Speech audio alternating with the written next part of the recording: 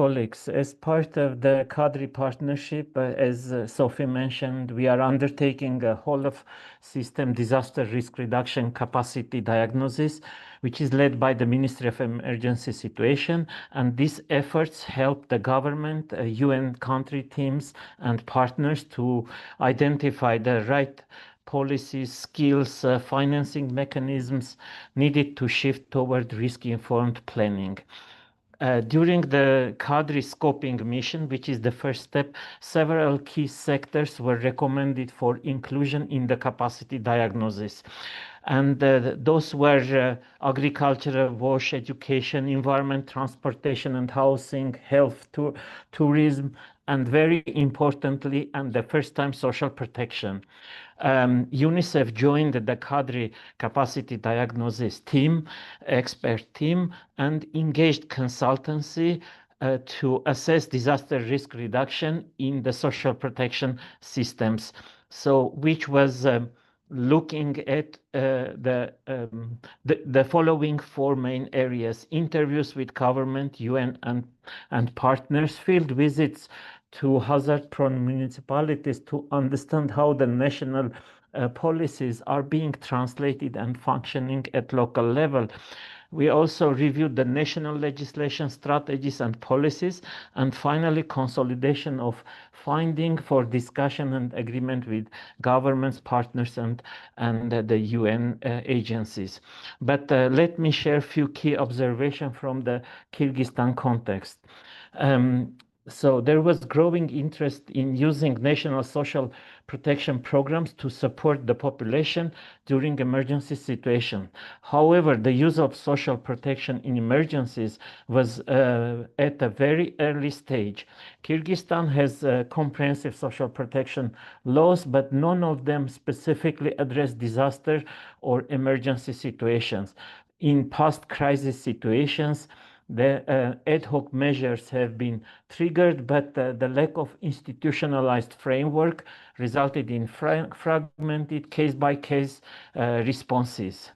Another gap that Kyrgyzstan lacks a mechanism to assess the impact of disaster on vulnerable groups before and after emergencies. And this is also part of the key principle that was also presented by Sophie, which is leave no one behind.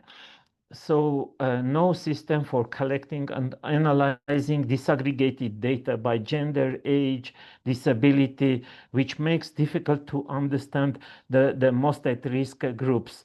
The Ministry of Labor, Social Security and Migration in Kyrgyzstan did not address the needs of training, coordination, gender-sensitive services in emergencies. Although the system, the social protection system, is very well developed, it faces additional pressure from demographic and fiscal challenges, and there is little experience in emergency planning.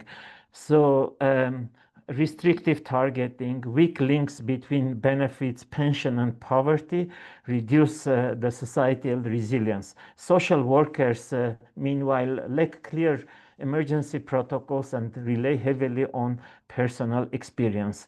Bureaucratic procedures was another hindering factor, leading to replacement of ID cards, taking a number of weeks, leaving vulnerable households exposed during a crisis. The capacity diagnosis in the social protection area brought several recommendations, and among them was key. Some of the key recommendations were to introduce a new legal category of recipients entitled to social protection as a result of the disasters.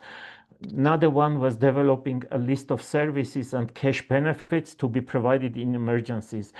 Another one was creating a methodology for assessing vulnerabilities in emergencies, including gender-sensitive indicators, developing a national strategy on social protection in disasters, strengthening the capacity of social protection workers, and enhancing community participation in disaster risk reduction, establishing a dedicated budget line for emergency-related social protection, and finally developing clear protocols for social workers for each type of disaster. So those were the main recommendations, and following those recommendations, UNICEF with partners worked very closely with the government and the ministry responsible for social protection to progress those recommendations and advance shock responsive social protection, particularly in 2023, regulations and standard operating procedures on humanitarian cash transfer and emergency social services were developed and submitted to the Cabinet of Ministers. And as a result of follow-up advocacy, they were approved in 2024. So it included the national legislation regulatory document, along with three standard operating procedures for granting lump sum social payment during emergencies, for providing humanitarian aid in emergencies, and procedure for rendering social service during emergencies. So, but this was not the limited action, and UNICEF and partners, following the CADRI capacity assessment report recommendations, supported the government in detailed planning, budgeting, and training to enable the implementation of those government procedure and SOP, and strengthening the coordination, which was another important aspect. Interagency cash and voucher assistance working group have been established and trained along with government respective representatives. UNICEF also positioned social protection in shock response at the national and regional forums, ensuring it is integrated into the Kyrgyz Cabinet of Ministers 2024 work plan. And also with IFRC and National Red Crescent Society, we deployed a cash cap expert to strengthen the coordination in preparedness across Central Asia. So taken together, these steps mark important progress resulting from the CADRI DRR capacity assessment in Kyrgyzstan. The challenge now is to build on this momentum by institutionalizing lessons learned, closing remaining policy and capacity gaps, and ensuring social protection in Kyrgyzstan becomes a reliable adaptive tool to protect the most vulnerable, including children, women, the elderly, persons with disabilities in times of crisis. Thank you.